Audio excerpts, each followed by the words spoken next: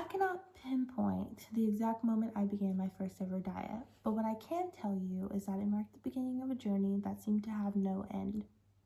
I have been a victim of trendy diets excessively promoted by the media, making my experiences with dieting extremely suffocating and toxic.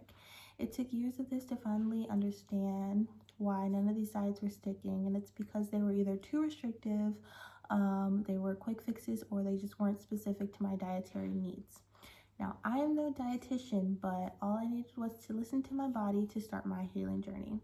After this, all I needed was to put my own research behind it to figure out safer ways to prioritize my health through food while still maintaining and meeting my health goals. In the midst of the many diet trends saturating today's media, it's easy to feel very overwhelmed, but rather than succumbing to the noise, this information brief will advocate for a sensible approach to dieting, emphasizing the importance of balance for both physical health and mental well-being. Today, I will inform you of ways to create a healthy relationship with dieting. I will go over the dangers of diet culture, how to recognize healthy eating and habits, and how to prioritize psychological and mental health over physical appearances.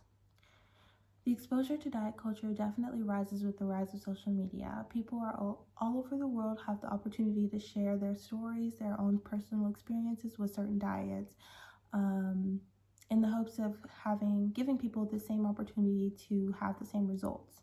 But not everybody's body is the same, so everyone's going to have different results. Or maybe someone will have the same results, but you can never be certain your results are going to match the next person's. And it's obvious the amount of attention this will get because everybody wants to look good. But the problem is some people prioritize the looking good part over the feeling good part, creating a body that eventually will become a nightmare to live in. As psychodynamic and humanistic specialist Nicole Arts highlights in her blog, diet culture normalizes negative self-talk as a means of motivation to promote weight loss. Any diet that promises you will be down 40 pounds in 4 days is definitely one that you should avoid. This type of diet puts an extreme amount of stress on the body and could cause some severe health issues in the future. Dieting excessively can cause nutritional deficiencies, disordered eating habits, and will eventually lead you to have a negative body image. So I think it's time we go back to the basics.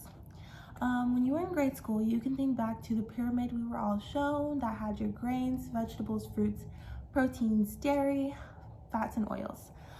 Ultimately, returning to these foundation principles can guide you towards practicing healthy eating habits that will keep you nourished. Starting a journey of breaking free from diet culture means limiting social media also. What cutting down on social media did for me was eliminate the overwhelming feeling and need to compare all the time. Dr. Erin Nish is a professor who touches on this in her article about the dangers of diet culture.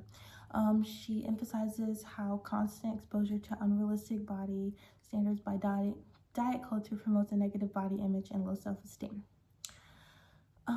What I recommend you doing is tracking your screen time, and if it climbs too high, you can always go for a walk or get back into a hobby that you may have fallen off with. I found that pouring more time into yourself is the best way to start your self-love journey, ultimately supporting your personal body image and mental health. It is important to prioritize physical and mental well-being and nourishment to break free of the diet culture cycle.